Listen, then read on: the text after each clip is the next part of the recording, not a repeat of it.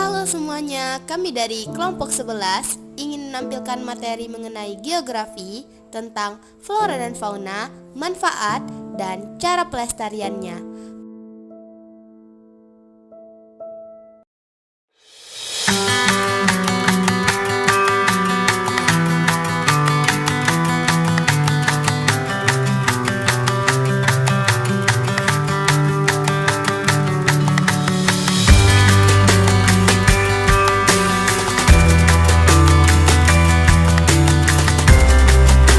Manfaat flora dan fauna. Flora dan fauna bermanfaat untuk memenuhi kebutuhan dan kesejahteraan manusia.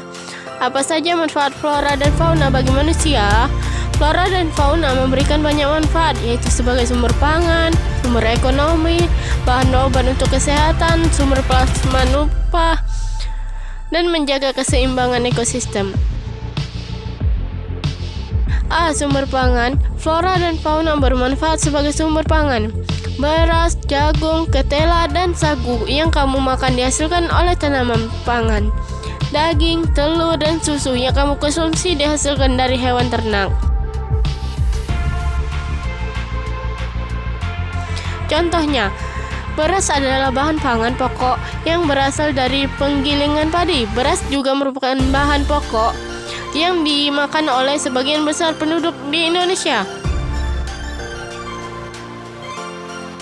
B. Sumber ekonomi. Selain sebagai sumber makanan, flora dan fauna dimanfaatkan sebagai sumber ekonomi. Jenis flora seperti kayu hutan memiliki nilai ekonomi tinggi. Beberapa jenis kayu hutan yang bernilai ekonomi tinggi sebagai berikut. 1. Kayu jati. Pictono grandis. Kayu jati adalah jenis kayu dengan kualitas baik. Kayu ini sering dimanfaatkan untuk bahan bangunan, bahan mebel atau furnitur, bantalan kereta api, dan bahan pembuatan kapal. Daerah penghasilan kayu jati antara lain Jawa Tengah, Jawa Timur, Nusa Tenggara, dan Sulawesi Tenggara. 2. Kayu meranti. Sorea sp. Kayu meranti biasanya dimanfaatkan untuk papan lantai dan peti emas. Ada dua jenis kayu meranti, yaitu meranti merah dan meranti putih. Daerah penghasilan kayu meranti antara lain Sumatera dan Kalimantan. 3. Kayu ulin. Kayu ulin atau kayu besi memiliki bobot yang berat, paling keras, dan paling awet. Kayu ulin bisa digunakan untuk bangunan rumah, bantalan rel kereta api pelabuhan, dek jembatan, tiang pancang, bangunan pintu air, dan atap bangunan sirap. Daerah penghasilan kayu ulin yaitu Sumatera, terutama Sumatera Selatan dan Kalimantan. C. Bahan obat untuk kesehatan. Berbagai jenis flora dan fauna dapat dimanfaatkan sebagai obat dan untuk meningkatkan imunitas tubuh. Contoh tumbuhannya: kunyit, jahe, temulawak, dan sambiloto. Contoh hewannya: ikan gabus, tupai, bekicot, dan teripang. Jadi sebagian flora dan fauna berkhasiat untuk mendukung kesehatan masyarakat. D. Sebagai plasma nutfah. Apa itu plasma nutfah? Plasma nutfah merupakan massa organisme dari flora dan fauna yang masih membawa sifat-sifat genetik asli atau keturunan. Plasma nutfah dapat berupa organ tubuh atau bagian dari tumbuhan atau hewan dan jasad renik. Plasma nutfah sangat berharga bagi kemajuan ilmu, pengetahuan, dan teknologi. E. Menjaga keseimbangan ekosistem. Flora dan fauna berperan penting untuk menjaga keseimbangan ekosistem. Ekosistem di suatu wilayah dipengaruhi oleh populasi flora dan faunanya. Peran penting flora dan fauna dapat dilihat pada sistem rantai makanan, yaitu sebagai produsen dan konsumen. Pada sistem rantai makanan juga terdapat peran sebagai predator atau pemangsa. Sebagai contoh, harimau sebagai hewan pemakan daging karnivora memangsa kijang. Kijang sebagai hewan pemakan tumbuhan herbivora memakan rumput. Pada sistem rantai makanan, harimau berperan penting sebagai pengendali jumlah populasi kijang. 2. Upaya pelestarian flora dan fauna. Flora dan fauna akan terus bermanfaat bagi manusia jika kelestariannya terjaga. Meskipun dapat diperbarui, Pemanfaatan flora dan fauna harus dilakukan secara bijaksana.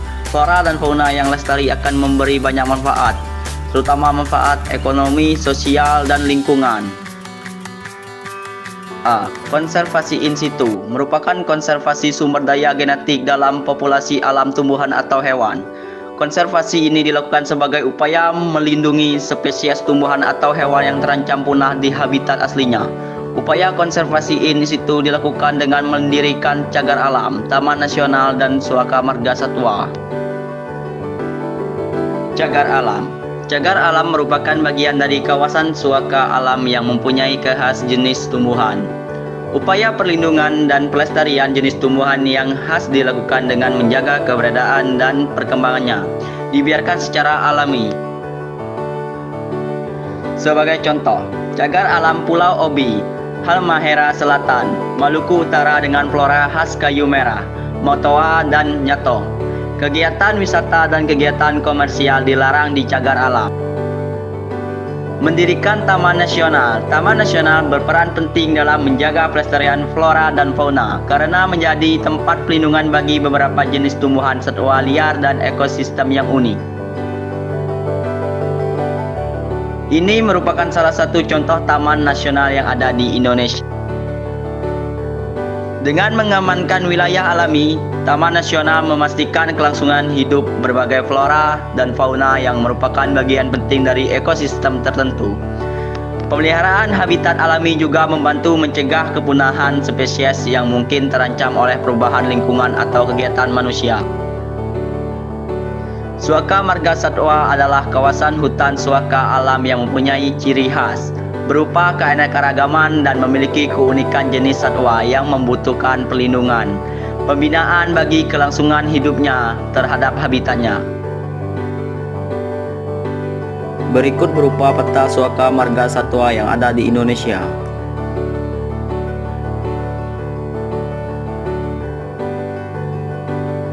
B. Konservasi ex situ. Konservasi ex situ adalah konservasi yang melindungi spesies tumbuhan dan hewan langka dengan mengambil dari habitat yang tidak aman atau terancam, kemudian dipindahkan ke tempat perlindungan. Jadi, konservasi ex situ dilakukan dengan mendirinya kebun raya, taman hutan raya, taman safari, dan kebun binatang.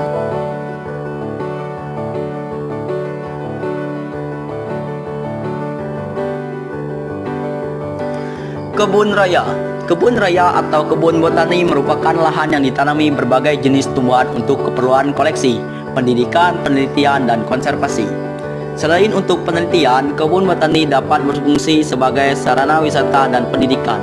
Dalam taman botani, tumbuhan koleksi dipelihara dan diberi keterangan nama dan berbagai informasi lainnya yang berguna berbagai pengunjung.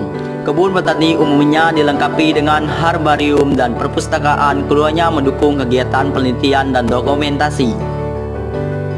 Berikut ini merupakan salah satu contoh kebun botani yang terkenal di Indonesia, yaitu Kebun Raya Bogor.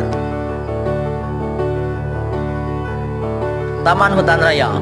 Taman Hutan Raya adalah kawasan pelestarian alam untuk tujuan koleksi tumbuhan dan satwa yang alami atau buatan, jenis asli dan bukan asli, yang dimanfaatkan untuk tujuan penelitian, ilmu pengetahuan, pendidikan, penunjang budidaya, dan pemanfaatan kondisi lingkungan. Ini merupakan salah satu contoh taman nasional yang ada di Indonesia. Kemudian yang terakhir, Taman Safari. Taman Safari merupakan tempat wisata ramah keluarga yang berwawasan lingkungan dan berorientasi habitat satwa di alam bebas. Taman Safari berkembang tak hanya sebagai pusat konservasi, namun juga dilengkapi sarana edukasi dan rekreasi.